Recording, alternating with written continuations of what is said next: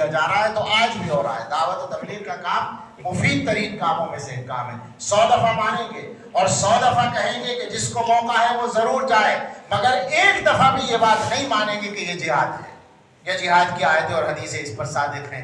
ایک دفعہ بھی یہ بات نہیں مانیں گے کہ یہ صحابہ اور انبیاء یہی کرتے تھے، بالکل غلط بات ہے۔ صحابہ اور انبیاء اگر یہی کرتے تھے تو پھر مدرسے والوں کو بھی کہنے دو کہ انبیاء یہی کرتے تھے، اور خانقاہ والوں کو بھی کہنے دو کہ انبیاء یہی کرتے تھے۔ سارے مسلمان جو بھی کام کریں وہ سارا نبی کرتے تھے، یہ کوئی بات ہے؟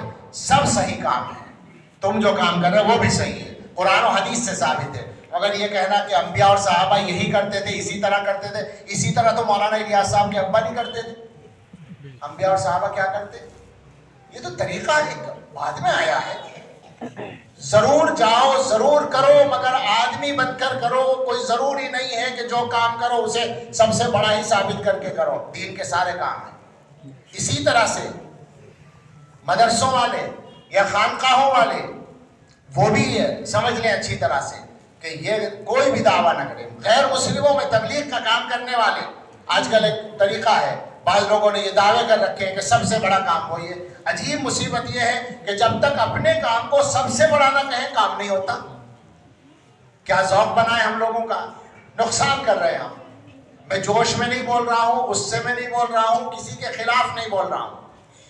میں پہلے کہہ رہا ہوں سارے کام ضروری ہیں، اور خاص طور سے دوبارہ کہوں گا تبلیغ و دعوت کے کام میں بہت فائدہ ہے عام مسلمانوں کے لیے۔ جس کو موقع ہو ضرور شرکت کرے، حصہ لے، مگر یہ دعوے کرنے والے غلط ہیں بالکل کہ یہی دین کا کام ہے، یہی نبیوں کا کام ہے، یہی صحابہ کا کام ہے۔ ان کے کاموں میں سے ایک کام ہے جس کا خاص طریقہ اب چلا ہے، ٹھیک ہے، بہت اچھا ہے۔ تعلیم بھی ایک کام ہے نبی صلی اللہ علیہ وسلم کے کاموں میں سے۔ مدرسوں کی شکل بعد میں بنی ہے، تبلیغ و دعوت سے تو بہت پرانی ہے، اس تبلیغی جماعت کے کام سے تو بہت پرانی ہے مدرسوں کی شکل۔ لیکن یہ نہیں کہہ سکتے کہ پیغمبر علیہ السلام نے اسی طرح کام کیا، نہیں کہہ سکتے۔ اور تزکیہ یہ پیغمبر علیہ السلام کا سب سے پہلا کام ہے، لیکن خانقاہوں والے یہ دعویٰ کریں کہ یہی طریقہ حضور کا ہے، بالکل غلط ہوگا۔ حالانکہ یہ مدرسوں سے بھی پرانا ہے، یہ دور تابعین میں شروع ہو چکا ہے، مگر یہ کہیں کہ پیغمبر یہی کرتے تھے، یہ دعویٰ کرنا غلط ہوگا۔ سب سے گزارش ہے کہ اچھی طرح سمجھ لیں دین نہ ہمارے ہاتھ میں ہے، نہ ہمارے بزرگوں کے ہاتھ میں ہے۔ دین نہ حضرت نانوتوی کا، نہ حضرت گنگوہی کا، نہ حضرت تھانوی کا، نہ حضرت مدنی کا، نہ مولانا الیاس صاحب کا۔ دین اگر ہے تو وہ حضرت محمد الرسول اللہ صلی اللہ علیہ وسلم کا ہے، دین اللہ کا ہے، اور اللہ کے نبی کے صحابہ نے اس کو حضور سے لیا ہے۔ ان کے طریقے پر، سنت کے طریقے کے مطابق جو دین کو اختیار کرے گا وہ دیندار کہلائے گا، ورنہ وہ سب اپنی باتیں ہو جائیں گی۔